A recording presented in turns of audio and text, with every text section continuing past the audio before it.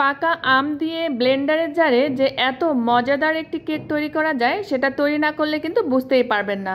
আর এই কেকটা এতটাই সফট স্পঞ্জি হয়েছে যে এটা একবার খেলে শুধু বারবারই খেতে মন চায়। আসসালামু আলাইকুম ভিউয়ার্স, ওয়েলকাম করছি আমার চ্যানেলে নতুন আরও একটি এপিসোড দেখার জন্য। আজকের আমার রেসিপি ম্যাঙ্গো কেক। এজন্য আমি একটি মিডিয়াম সাইজের আম খুব ভালো মতো ধুয়ে তারপরে এভাবে কিউব করে কেটে নিয়েছি। চেষ্টা করবেন মিষ্টিযুক্ত আমটা নিতে, এতে করে কিন্তু কেকটা অনেক বেশি ভালো হয়। আমের কিউবগুলোকে একটি ব্লেন্ডারের জারে নিয়ে দিয়ে দিচ্ছি দুটো নর্মাল টেম্পারেচারে রাখা ডিম, হাফ কাপ চিনি আর হাফ কাপ পরিমাণে সয়াবিন তেল। এখন সব উপকরণগুলো খুব ভালো মতো স্মুথলি ব্লেন্ড করে নিতে হবে। ব্লেন্ডারটা প্রায় 1 থেকে 2 মিনিটের মতো চালিয়ে খুব ভালো মতো স্মুথলি ব্লেন্ড করে নিতে হবে, যেন কোনো রকমের লাম্পস না থাকে।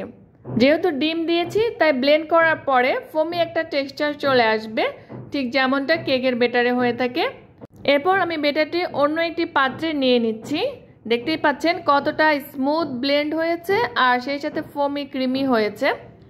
এরপরে আমি নিয়ে নিচ্ছি একটি স্ট্রেনের উপর 1 কাপ পরিমাণে ময়দা, 1 চা চামচ পরিমাণে বেকিং পাউডার, হাফ চা চামচ পরিমাণে বেকিং সোডা। সোডাটা কিন্তু অবশ্যই এখানে দিতে হবে।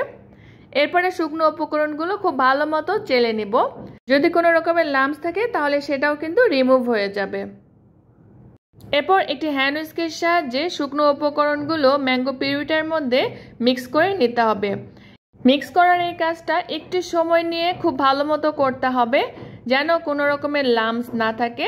আর এটা কিন্তু ঘন থকথকে একটি বেটার হবে, ঠিক যেমন কেকের বেটার হয়ে থাকে ঠিক তেমনটাই। খুব ভালো মতো মিক্স করা হয়ে গেলে দিয়ে দিচ্ছি হাফ কাপ পরিমাণে কিউব করে কাটা আম। এটা অপশনাল, চাইলে কিন্তু আপনারা স্কিপও করতে পারেন। দিয়ে দিচ্ছি হাফ চা চামচ পরিমাণে ম্যাঙ্গো এসেন্স। আপনারা চাইলে এখানে ম্যাঙ্গো এসেন্সের পরিবর্তে ভ্যানিলা এসেন্সটাও ইউজ করতে পারবেন।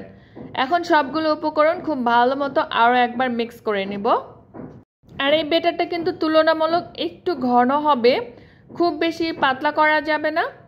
দেখতেই পাচ্ছেন এটা কিন্তু থকথকে একটা বেটার তৈরি হয়েছে। মিক্স করা হয়ে গেলে আমি এখানে একটি কেকের মোল্ড নিয়েছি আর কেকের মোল্ডের উপরে একটি পেপার দিয়ে দিলাম। তারপরে কিছুটা তেল দিয়ে ব্রাশ করে নিব। আপনাদের কাছে যদি বাটার পেপার থাকে তাহলে সেটি দিয়েও কিন্তু করতে পারবেন। তেলটা খুব ভালো মতো চারপাশে ব্রাশ করে দিচ্ছি। এরপরে কেকের বেটারটা উপর থেকে ঢেলে দিতে হবে। বেটারটা দেওয়া হয়ে গেলে স্প্যাচুলার সাহায্যে উপরের দিকটা একটু সমান করে দিচ্ছি। এরপরে 4 থেকে 5 বারে একটু ট্যাপ করে দেব, যেন ভেতরে কোনো রকম বাবলসে ক্রিয়েট না হয়। কেকটাকে আমি ওভেনে বেক করব, এজন্য 170 ডিগ্রি সেন্টিগ্রেড তাপমাত্রায় প্রিহিটেড ওভেনে প্রায় 40 থেকে 50 মিনিটের মতো কেকটাকে বেক করে নিলেই হবে। চাইলে কিন্তু চুলাতেও বেক করতে পারবেন। আমরা নর্মাল কেক যেভাবে চুলায় বেক করি সেভাবে কিন্তু করা যাবে। টুথপিক দিয়ে একটু চেক করে নেবেন, যদি টুথপিকটা ক্লিন আসে তাহলে হয়ে গিয়েছে, না হলে আরও 5 থেকে 10 মিনিটের মতো একটু বেক করে নেবেন। তারপরে ঢাকনা দিয়ে ঢেকে কেকটাকে খুব ভালো মতো ঠান্ডা করে নিয়েছি। এরপরে কেকটাকে ডিমোল্ড করে কেটে দেখাবো। কেকটা কিন্তু অনেক বেশি সফট হয়েছে, সেই সাথে ভিতরটা একদম পারফেক্ট হয়েছে।